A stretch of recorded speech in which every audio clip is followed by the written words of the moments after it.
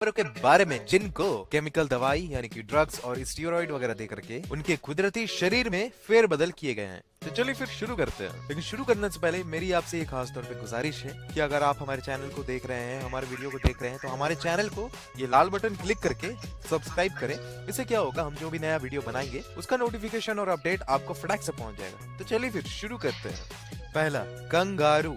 ये कंगारू जो है अपने भारी भरकम शरीर के साथ अल्बर्नी के नेशनल रिजर्व में रहता है। ऑफिशियल्स का ये कहना है कि ये कंगारू जो है वो जेनेटिक म्यूटेशन यानी कि आनुवंशिक उत्परिवर्तन की वजह से ऐसा हुआ है। आसान भाषा में समझाऊं तो यानी कि ये लाखों सालों से चल रहे वातावरण में बदलाव की वजह से इसके शरीर में ये सारे बदलाव आए हैं और इसी वजह से इस कंगारू के शरीर में अब तक सिर्फ मांसपेशियों में ही विकास आया है और किसी भी तरह का फैट यानी कि चर्बी का ग्रोथ नहीं हुआ है। फिर भी सूत्रों का कहना है कि इस कंगारू के शरीर को देख करके ये पता चलता है, जिस तरीके से इसके शरीर में ग्रोथ और डेवलपमेंट हुआ है, कि इस कंगारू को केमिकली दवाइयां यानी कि ड्रग्स जैसे स्टीरॉइड वगैरह दी गई हैं। लेकिन फिर भी इन सारी चीजों के बावजूद लोग दूर दूर से इस जानवर को देखने आते हैं, जिसकी वजह से अच्छे खासे पैसों की कमाई हो जाती है। लेकिन इन दवाइयों की वजह से इन जानवरों के सेहत के ऊपर क्या असर होगा, इससे किसी को फर्क नहीं पड़ता। दूसरा, गाय।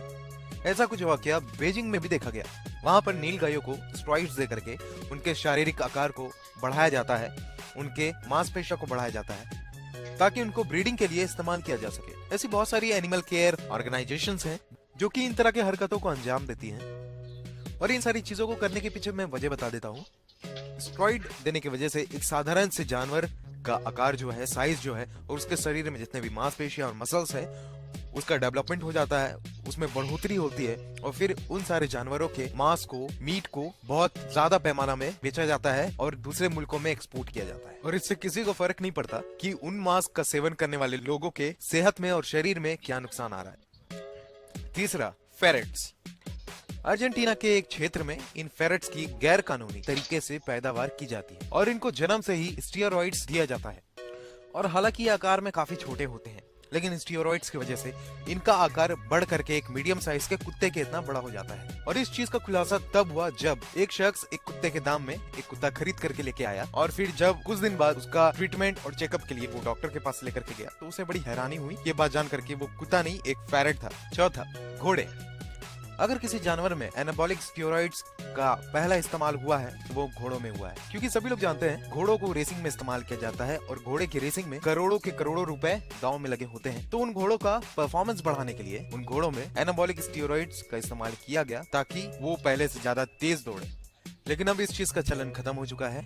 अब रेस में जो भी घोड़े दौड़ते हैं उनमें इन दवाइयों का असर नहीं होता, अगर होता है तो उनको डिस्क्वालीफाई कर दिया जाता है। लेकिन इन सारी चीजों के बावजूद इन जानवरों के ऊपर स्टेरॉइड्स का इस्तेमाल किया जाता है ताकि इनके पोटेंशियल को बढ़ाया जाए। और कई सारे ऐसे शो होते हैं जिनमें इन सारे जानवरों का इस्तेमाल किया जाता है, जैसे कि सर्कस वगैरह हो गया। तो क्योंकि वो उस एग्जीबिशन का एक पार्ट बने, इसलिए इन सारे जानवरों को स्टेरॉइड्स दे करके इनके शारीरिक आकार को बढ़ा किया जाता है ताकि लोग इस चीज को प्रेजेंट करके, रख करके और पैसे कमा सके। पांचवा, कुत्ते। आप सभी लोगों ने डॉग फाइटिंग के बारे में सुना ही होगा।